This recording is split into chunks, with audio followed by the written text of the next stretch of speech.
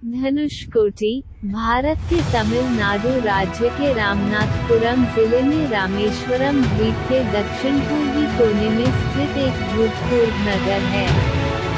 ये पाम्बन से दक्षिण पूर्व में और श्रीलंका में तमिलनाडु से 24 किलोमीटर 15 मील पश्चिम में स्थित है। धनुषकोडी नगर 1964 रामेश्वरम चक्रवात में ध्वस्त हो गया था और उसे फिर नहीं बसाया गया। धनुषकोडी और भारत की मुख्य भूमि के बीच पाक जल संधि है। धनुषकोडी ही भारत और श्रीलंका के बीच केवल स्थलीय सीमा है जो पाक जल संधि में बालू के टीलों पर सिर्फ 50 गज की लंबाई में विश्व के लघुतम स्थानों में से एक है। 1964 के चक्रवात से पहले धनुषकोडी एक उभरता हुआ पर्यटन और तीर्थ स्थल था। चीन की सीलोन अब श्रीलंका केवल 18 मील दूर है। धनुषकोडी और सिलोन के तमिलनाडु के बीच यात्रियों और सामान को समुद्र के पार ढोने के लिए कई साप्ताहिक फेरी सेवाएं थीं। इन तीर्थयात्रियों और यात्रियों की आवश्यकताओं की पूर्ति के लिए वहाँ होटल, कपड़ों की दुकानें और धर्मशालाएं थीं। धनुषकोडी के लिए रेल लाइन जो तब रामेश्वरम नहीं जाती थी और जो 1964 के चक्रवात में नष्ट हो गई, सीधे मंडपम से धनुषकोडी जाती थी। उन दिनों धनुषकोडी में रेलवे स्टेशन चक्रवात से पहले मद्रास एग्मो अब चेन्नई एग्मो से बोट मेल कही जाने वाली रेल सेवा थी और यह सिलोन के लिए फेरी के द्वारा यात्रा करने वाले यात्रियों के लिए रेल थी। 1964 के चक्रवात के दौरान 20 फीट की व्यापक लहर शहर के पूर्व से पाक खाड़ी जल संधि से शहर पर आक्रमण करते हुए आई और पूरे शहर को नष्ट कर दिया। एक यात्री रेलगाड़ी और पंबन रेल सेतु दुखद रूप से ये सब रात में घटित हुआ। तूफान कई मायनों में अनोखा था। ये 17 दिसंबर 1964 को दक्षिणी अंडमान समुद्र में 5 डिग्री उत्तर 93 डिग्री पूर्व में अपने केंद्र के साथ दबाव के निर्माण के साथ प्रारंभ हुआ। 19 दिसंबर को यह एक तीव्र चक्रवातीय तूफान के रूप में परिणत हो गया। इतनी कम अक्षांश पर अवसाद के गठन 5 डिग्री उत्तर के कम अक्षांश पर दबाव का निर्माण भारतीय सागर में दुर्लभ है। हालांकि केंद्र के 5 डिग्री के भीतर टाइफून के विकसित होने के ऐसे मामले उत्तरी पश्चिमी प्रशांत में आए हैं।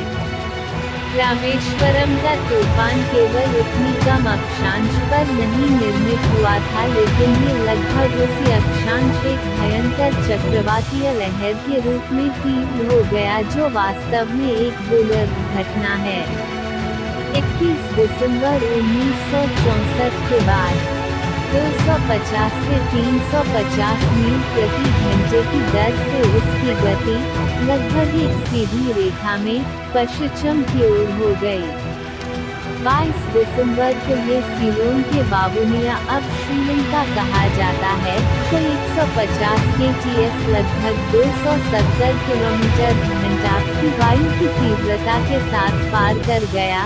रात में पार्क स्ट्रीट में प्रवेश कर गया और 22-23 दिसंबर 1964 की रात में रामेश्वरम द्वीप के धनुषकोडी से टकरा गया।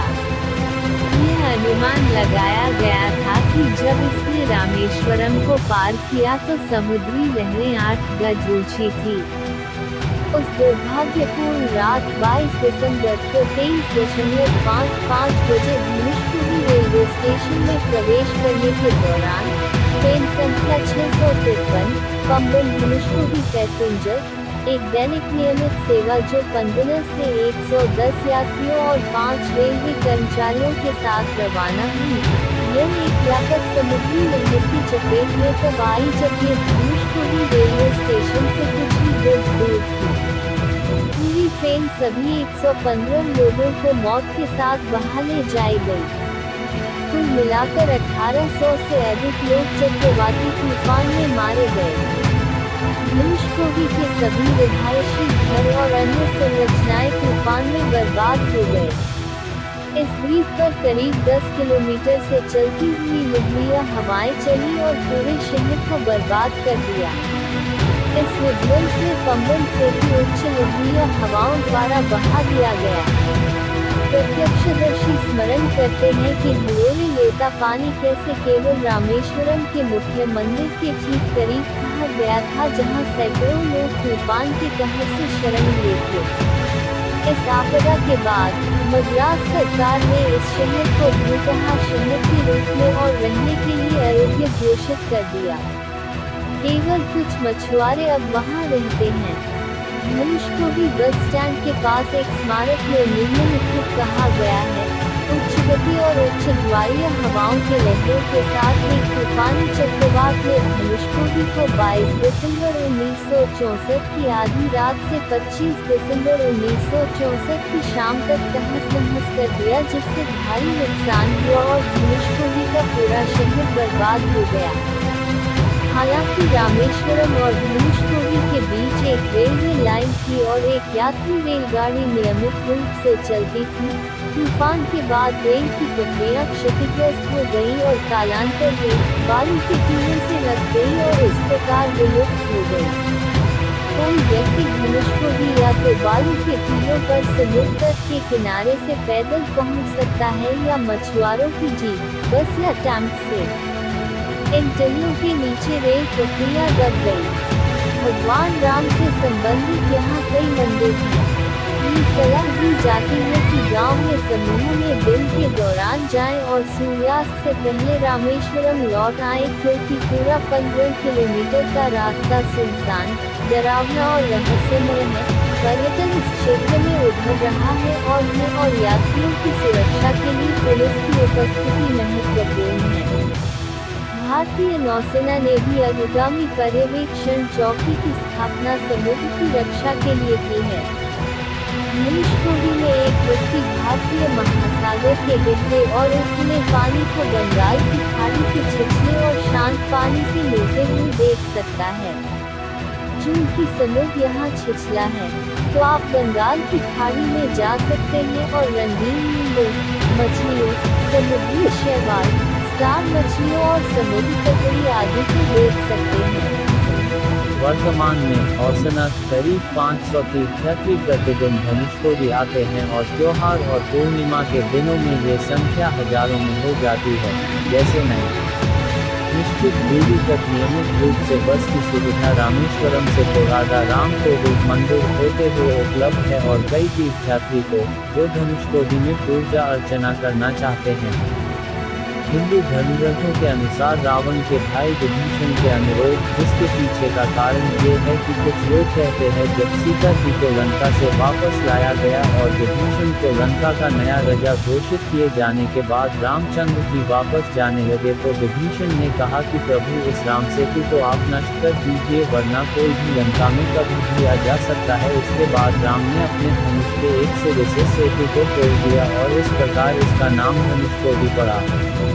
एक रेखा में पाई जाने वाली चट्टानों और टापुओं की श्रृंखला प्राचीन सेतु के अवशेष के रूप में दिखाई देती है और जिसे राम सेतु के नाम से भी जाना जाता है।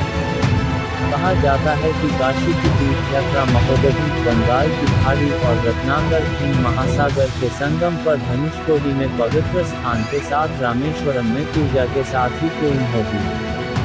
धनुषकोडी दिल्ली से रामेश्वरम लगभग 2800 किलोमीटर दूर है। दिल्ली से रामेश्वरम जाने के लिए दो रास्ते हैं, या तो आप मदुरै होकर जा सकते हैं या चेन्नई होकर, या आप सीधे रामेश्वरम पहुंच सकते हैं। इसके अलावा आप फ्लाइट से भी चेन्नई या मदुरै तक जा सकते हैं।